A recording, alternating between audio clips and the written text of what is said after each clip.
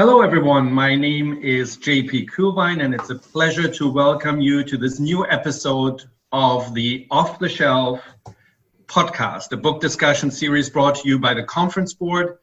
And today I will be talking with Allan Adamson about his latest book entitled Shift Ahead: How the Best Companies Stay Relevant in a Fast-Changing World.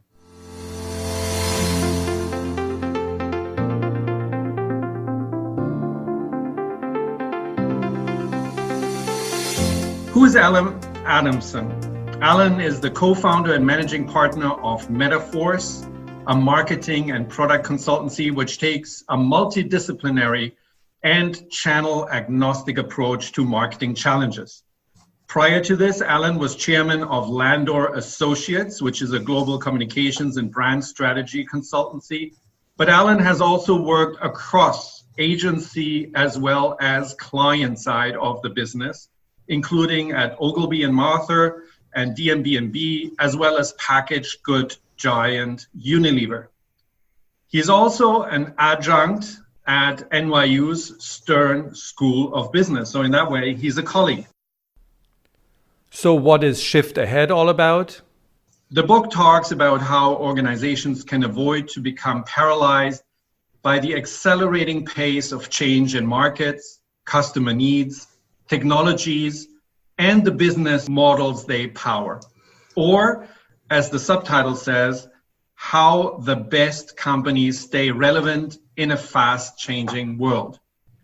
Together with his co-author, Professor Joel Steckel of NYU, Allan uses first-hand accounts and detailed case studies to explain how these organizations recognize when it's time to shift, to change direction, and how they pull it off by leaping forward while holding firm to the company's reputation, credibility, and trustworthiness.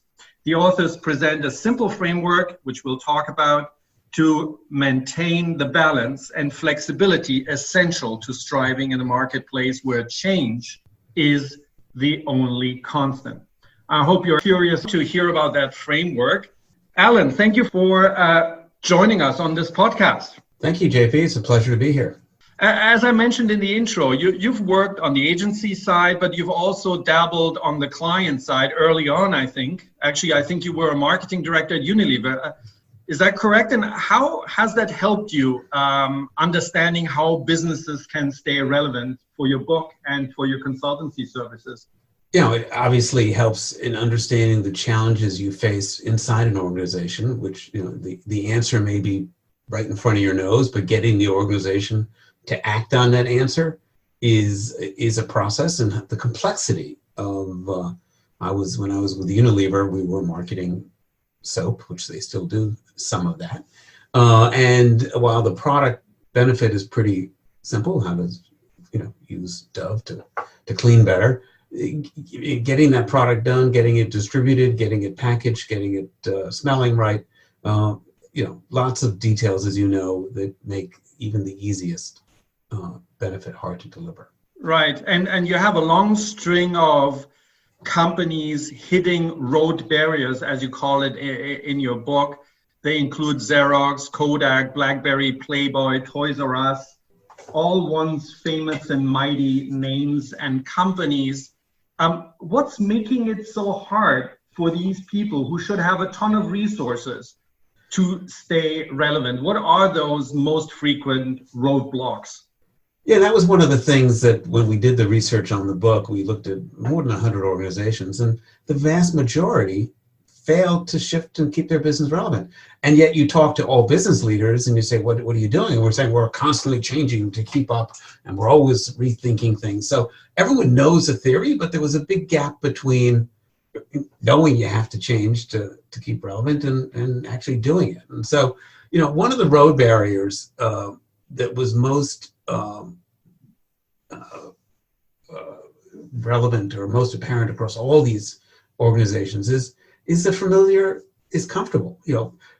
Many organizations are just sitting in the old Frasier show of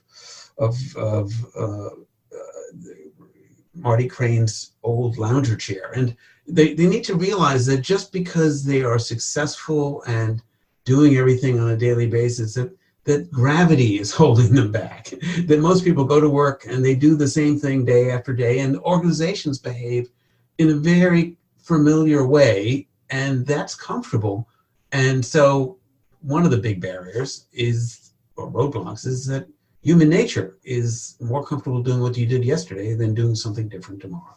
Right, and you talked about marketing soap at Unilever. I mean, in the meantime, they're selling so much more than soap, right? If you think of Dove, it's a certain concept of democratization of beauty, or at least the perception of beauty, et cetera, which goes far beyond the product. So in that way, they've, I guess, shifted ahead. Is that right? Yeah, I think they did a pretty good job of not just delivering a product benefit of here's how you clean your skin, which lots of other people were doing the exact same thing, maybe smelling a little different, and really trying to ladder up to a promise that was more emotional and aspirational.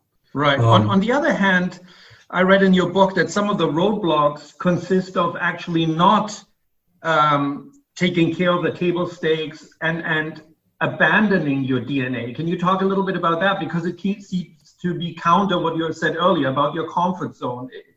Isn't getting out of the comfort zone to some extent kind of getting beyond your original DNA? Yeah, there's a little bit of a twist there. Yes, you have to constantly be listening really carefully, because even though consumers tell you they like your product and they may still be using it, we all know that sales is a lagging indicator. If your sales are good, that means you had a good quarter last quarter. It doesn't necessarily mean you're going to have a good quarter next quarter. And consumers won't tell you what's around the corner. So you can't look at sales. And you also, can't just, you have to be really good at listening. And in big companies, it becomes increasingly hard to listen because more and more of your time is spent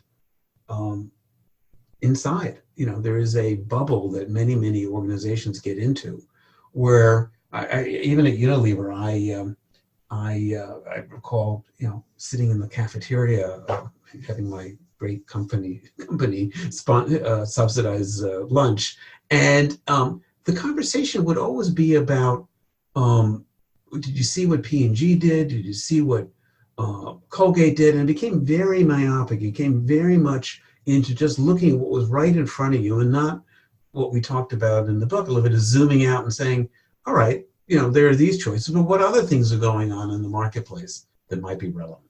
Right. So let's get to your framework of how to overcome those barriers. You already mentioned one, zoom out. One would think that with all the social media available to companies as well, and thus listening in on the private conversation that previously you had to go to via interviews or imagining them, they would be quite good at zooming out, are they not? Yeah, they're not that good at. One is they tend to do more talking in social media and saying, we got to get our story out. And the trick for social media, as you just indicated, is if you spend a more time listening and observing, people share everything on social media.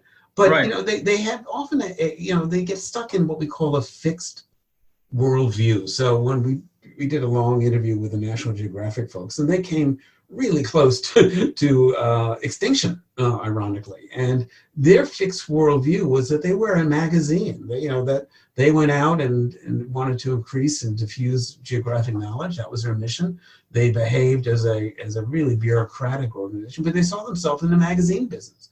Classic marketing myopia. And of course, towards the end, they finally zoomed out and they said, gee, what else could we do? And they formed a partnership with Lindblad Travel, which was an exploring, adventurous cruise line. And all of a sudden, instead of just reading about Antarctica in National Geographic, they took groups of tourists to Antarctica with National Geographic guides to explain and talk about the environment and climate change and penguins. And they had National Geographic photographers on board that helped you got the incredible pictures that they got, whether you're shooting with an iPhone or with a real SLR. And so they ended up then having people experience something versus just read about it. And of course, when they got home from their vacation, going back to where we started the conversation, JP, they said, look at my great pictures of Antarctica, and this is what we learned. And they became advocates for the brand telling the story, not just,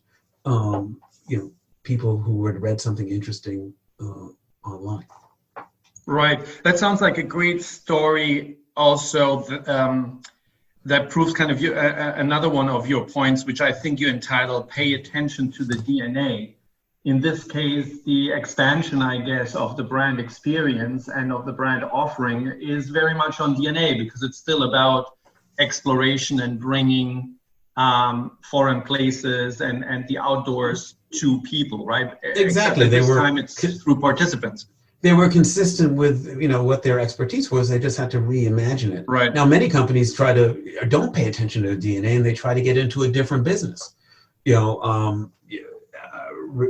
Radio Shack, we talked to the folks there, and they were a retailer, but they wanted to get into providing expertise, and they launched a big campaign before they disappeared, talking about, you got questions on technology, we got answers. But their strength as a company was discounting and retailing. They didn't really have a strength, a DNA, of teaching their employees how to, reprogram a phone or plug or change the batteries. So consumers went into the store with questions, and their front line, had no ability to answer it. So they had the right answer. They had the right strategic direction to shift their business. Yes, they were way ahead of the Genius Bar and the Best Buy Geek Squad, but because their organization DNA didn't have the strength to train their frontline retailers to answer consumer questions and to be knowledgeable about the products, they were unable to shift. So, just having the right idea is only half the battle. You need to also have the organizational abilities to deliver it. Right. In your book, you say you need to reinvent every day because the world doesn't hold still. Change is the only constant is something else you say there. On the other hand, it sounds like you need to stay focused on what you know, on what you do. You need to execute with excellence, I think is another section of within your framework. How do you balance those two, reinventing yourself every day and staying focused at the same time? It seems... Well, both are really hard, right. It's sort of like... And even harder together, it would seem. Yeah, exactly. I know I shouldn't eat Twinkies every day, but eating healthy is hard. So people know they have to reinvent themselves every day, but one, as we talked about, they have a culture that forces them to do what they did yesterday, every day. And another piece of it is that there's so many day fires that often, customers, and this was another comment, say, well, we're going to talk about the future on Thursday at 5 o'clock. We're going to have our planning meeting. And of course, at Thursday at 5 o'clock, a product gets returned, something happens, and it never happens. So they're constantly putting that off, as opposed to having a culture of, involving reinvention every day. And the other piece is, tied to the second point you raised, JP, which is, how do you do this really well? It doesn't matter if you have the right idea, even if you decide to reinvent yourself, is that there's something going on in marketing. I'm not sure you notice it. I'm sure you do, that people have sort of a check the box mentality. They try to do lots of everything because they don't want to take a chance. They'll do a little social, they'll do a little, digital, they do some communication, they do some product stuff. And, one of the great conversations we had was with the New York Times columnist, Tom Friedman, and he talks about the notion that average is over. And if you do everything averagely today, it's all very nice, but no one pays attention. You have to do a few things extraordinarily well, and that's really very difficult to do. Right. You talk about seeing that writing on the wall, if it is to prevent the bad, or seeing an opportunity if it's looking forward, and then seizing that moment. It includes things like you talk about, having peripheral vision and knowing how to time things right. A lot of people, including my students in class, would say, isn't that all about hindsight? I mean, it's always great to tell these case studies afterwards. How do you actually develop the skill to truly look ahead and to truly have peripheral vision versus, stumbling serendipitously over, things, or just trying 100 things out and one will stick? Yeah, and again, always easier said than done, as you just indicated. But going back to what I said before, when I was at Unilever, we were constantly talking about Coke and Pepsi. I mean, Colgate and P&G. When I was working with Pepsi, they were really focused on Coke. So a big part of peripheral vision is to not just look what's happening right in front of your nose. Gillette did not get disrupted by Schick, even though most of my time, working there, everyone at Gillette was focused on Schick. They got disrupted by Harry's and Dollar Shave Club, things that came out of the category, and that's a very easy thing to know. So to pay attention to that is critical. Joel, my colleague, talked about it. He said most people in business are playing tennis, and they should be playing golf. And what he meant was, if you're playing tennis, and I play both sports badly, part of playing tennis a little better is to try to hit the ball where your opponent is not, if you can. And so you're really focused on where your competitor, if they move to the left, you hit it to the right. In golf, you have to pay attention to your competitor, but you really have to look at the wind, the terrain, how you're hitting the ball. It's really much more about zooming in. So peripheral vision, there are a few things you can do, but one of the easiest things you can do is to, yes, you need to pay attention to your competition, but to zoom out. The other is to get out of your bubble. When we talk to a lot of futurists, one futurist, also an NYU colleague,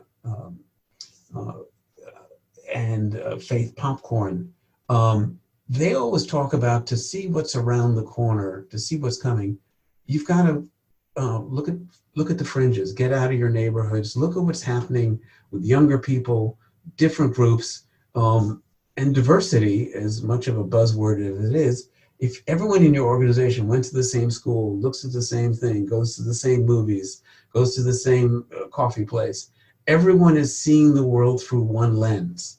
And if you want to see what's potentially coming around the corner, you have to look at the world through different lenses, multiple lenses. Right. And you mentioned Procter & Gamble in your book. It's one of your case studies, which is close to my heart, having worked there for quite a while, and about the serious road barriers they're hitting.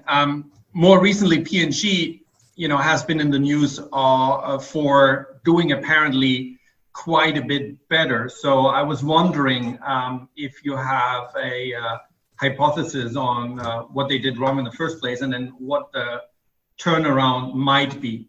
But before we go there, dear listeners, there's a quick number of announcements. We'll see you on the other side when we continue this conversation with Allan on his book, Shift Ahead. See you soon. Can you, your team, or your company benefit from insights such as the ones provided in this podcast?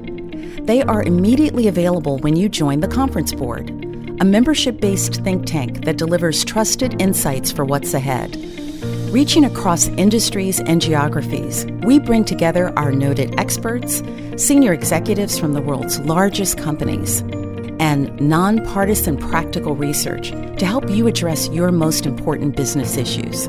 Our membership packages are tailored to your organization's unique needs and budget. To learn more about our offerings, go to www.conferenceboard.org and click Join on the top bar to connect with one of our product specialists. Hello and welcome back to our conversation. I'm with Allan Adamson. He's the author of the book Shift Ahead.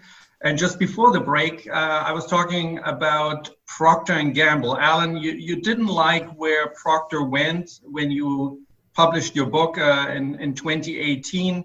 Tell us what went wrong, and do you think they're over the hill? Because it seems like most recent news is rather positive, at least from a financial side. So what might have changed in the meantime?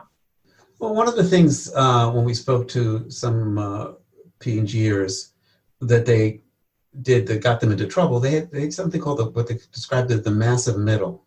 That its leadership knew they had to be more agile and quick. Young people coming into the organization knew they had to take fresh eyes to old problems. but they had this thing called the massive middle, this huge infrastructure inside that was very risk averse, that was often getting stuck in the famous analysis paralysis. So that, again, another organization that knew they had to be more nimble, but was having trouble executing. And I think that was a big part of the challenge that got them into some difficulties 4 years ago. Now I think they've figured out how a big company can be, an elephant can dance. They are investing in direct-to-consumer businesses. They have entrepreneurs coming in. They are starting to. They figured out how to be more easier said than done, agile and quicker in the marketplace, so that they're having their lunch eaten fewer times every year. Right. And when I read through the different variables of your framework, we already talked about zooming out, peripheral vision, C and C's. Execution also plays an important role there. It seems to me that maybe some of these big CPG conglomerates that had so much pain over the last couple of years might have tried what you mentioned earlier, tried everything, plunge into social media, into direct to consumer, into startup brands, into celebrity advertising, into whatever, and maybe lost their way. So could it be that some of them have figured out how to focus on a few things that work rather than trying to be hip and youthful across the board? Yeah, I think that's I think that's a likely reason for their turnaround. P&G and Colgate, they've typically been really good at watching consumers and seeing what problems they have, and then using their resources to develop a product that cleans better or a product that works better. And I think what they've learned is that that's a strength in their DNA, and all they need to do is speed up the process. They can't test it forever. They're using now, direct to consumer to test product. It used to be you put something in a test market, you watched it for a few years, you optimized it, or you tried to get it perfect for that test market. Now, if they have an idea, P&G will drop it online and go direct to consumer and use a real market thing to iterate, to develop it further. And so I think now they have this skill set in their DNA to develop smart technology or smart products or better products. They're just more agile in how they evaluate it with their customers and let their customers be part of the process, and have opened up and become faster. Gotcha. Now, tell us, of all the companies you've reviewed, and as you said, you've probably looked at 100 or more, which one is the one that to you kind of masters this framework of overcoming barriers and being ready and staying ahead, shifting ahead, as you say in the title? Who masters this best? Were you particularly impressed by any one organization? Well, the ones that have survived a long time and gone through many changes were the ones that we looked at and said, gee, they don't get it right all the time, but they get it right lots of the times. And so I think that I'll actually choose one that is connected to us both. And I think NYU did a pretty smart thing 10 years ago when they rethought about what the core focus of the university should be. And John Sexton, the president at the time, talked about in and of the city. They decided 15 years ago, rather than to build walls around the city and create a campus inside, that they would embrace New York City. Now, of course, they got lucky. New York City got healthier, but their approach to creating an education in the city, in and of New York City and in other cities, and globalization, I think has helped the university thrive over time. And so they're a pretty good example. I think Marriott is another one. Everyone talked about Airbnb putting Marriott hotels out of business. And yes, that's another great choice for travelers who want to see the world. And I think they'll be around for a while, Airbnb. But Marriott at the same time has reimagined how they go to market, the number of boutique brands they're creating, the way they make their customer experience, as we say, frictionless, and have embraced technology has kept them, relevant from the day they were a hot dog or hamburger place along the highway to a global hospitality company that is still reinventing themselves. Right. Yeah, definitely relate to the NYU example. The university has definitely succeeded in making its New Yorkness part of its major asset and appeal to students. Well, Allan, I want to thank you for this grand tour, or rather quick tour, I should say, around Shift Ahead, the new book that you've written. Before we let you go, I have a brief question for you that we asked every author, which is what book or personality in your field of expertise really inspires you? Is there any personal favorites that you have right now? Not a book, but what I've really learned a lot from in the past couple of years is I listened to a podcast, another one, I know there are others, called How I Built This, which is about entrepreneurs on NPR. And while each of the stories are interesting, the piece that I continue to learn from is how no matter how successful the startup, be it Warby Parker or Peloton or, Allbirds, it doesn't matter how close each organization came to not making it, how hard the founder had to drive and persevere, and how flexible they needed to be to get it exactly right. That, just switching a few things, and just if you're off by 10%, you might as well be off by a mile in business today. So it constantly inspires me to hear how people have started businesses against all odds without a lot of capital, but their diligence and flexibility have allowed them to succeed. And I think the same is true if you're working for a big company. Right.